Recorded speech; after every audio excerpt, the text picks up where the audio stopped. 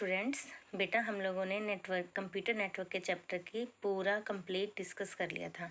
नई बुक के अंदर इसके 2-3 टॉपिक एक्स्ट्रा हैं जो मैं आज आपको क्लियर कर देती हूँ ताकि हमारा ये चैप्टर कंप्लीट हो सके। फर्स्ट है बेटा OSI लेयर्स। OSI का मीनिंग होता है ओपन सिस्टम इंटरकनेक्शन।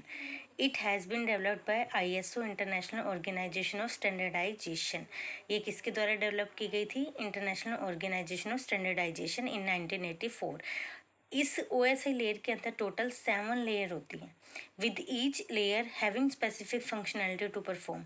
और हर एक लेयर का अपना एक फंक्शन होता है उसको परफॉर्म करने का। All these 7 layers work collaboratively to transmit the data from one person to another across the globe. सारी की सारी जो 7 लेयर्स हैं उनको कोलैबोरेटली का मतलब होता है कि एक साथ डाटा को ट्रांसमिट करना है वन पर्सन से अनदर पर्सन तक, ये काम करती हैं। As we have studied that there are the 7 OSI layers. Each layer has different function. हर लेयर का अपना अपना फंक्शन होता है। कौन कौन सी लेयर्स होती हैं बेटा? Physical layer, data link layer, network layer, transport layer, session layer, presentation layer and application layer. One by one हम इनको डिस्कस करते हैं। फर्स्ट आती है बेटा हमारे पास physical layer. The main function of this layer is to transfer the individual bits from one node to another node. यानी कि जो हमारा एक क्लाइंट होता है, एक कंप्यूटर होता है, दूसरे कंप्यूटर को डाटा को ट्रांसफ़र करने के काम में लाया जाता है। नोड का मतलब होता है बेटा computer, one node to another node. एक कंप्यूटर से दूसरे कंप्यूटर में हम बिट्स के रूप में डाटा को ट्रांसफ़र कर सकते हैं। It is the lowest layer of the OSI model. अगर आपके पास ये शॉर्ट क्वेश्चन भी आ सकते हैं, मतलब कि जो एक्सरसाइज होती है फिलअप्स वगैरह, कि सबसे लोएस्ट लेयर कौन सी OSI मॉडल के अंदर, तो आप बताएंगे physical layer. It establish maintains and deactivate the physical connection in a network. ये फिजिकल कनेक्शन जो नेटवर्क के अंदर होता है उसको मेंटेन करने के रूप में यूज़ किया जाता है। सेकेंड आता है बेटा हमारे पास data link layer. Data link layer is responsible for transferring of data frame sequence of bits और सिम्बल्स।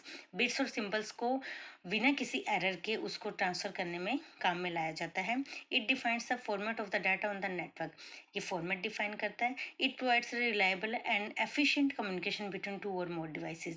ये इतना रिलायबल होता है, इतना कैपेबल होता है कि ये 2 और 3 डिवाइसेस के बीच में कम्युनिकेशन कर सकता है ईजिली।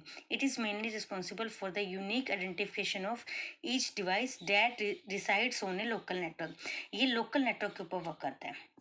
थर्ड नंबर पे आता है बेटा हमारे पास network layer. Network layer manages device addressing. जो हमारा डिवाइस होता है, कंप्यूटर होता है, उसका मेन एड्रेस है ना, उसको फाइंड आउट करता है। Tracking the location of devices on the network.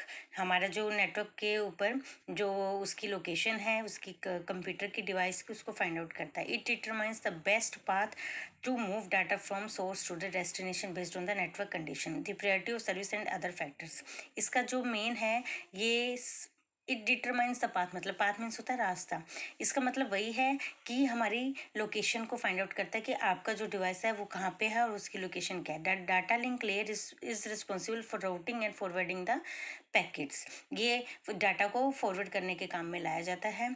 और किसके रूप में लाया जाता है? जैसे कि प्रोटोकॉल्स आपने देखे होंगे, IP इंटरनेट प्रोटोकॉल्स, उस रूप में लाया जाता है। फोर्थ नंबर पे आता है हमारे पास transport layer. The transport layer ensures that messages are transmitted in the order in which they are sent and there is no duplication of data. ये ट्रांसपोर्ट जो लेयर है ये चेक करती है कि कोई भी डाटा हमारा डुप्लीकेट ना जाए, और मैसेज पास करने में हम इसका यूज़ करते हैं। The main responsibility of the transport layer is to transfer the data completely. सबसे मेन इसकी रिस्पॉन्सिबिलिटी क्या होती है कि ये चेक करे कि पूरा डाटा सेंड हुआ है या नहीं हुआ है। फिफ्थ नंबर पे आता है बेटा हमारे पास session layer. The session layer is a fifth layer which controls the connection between multiple computers.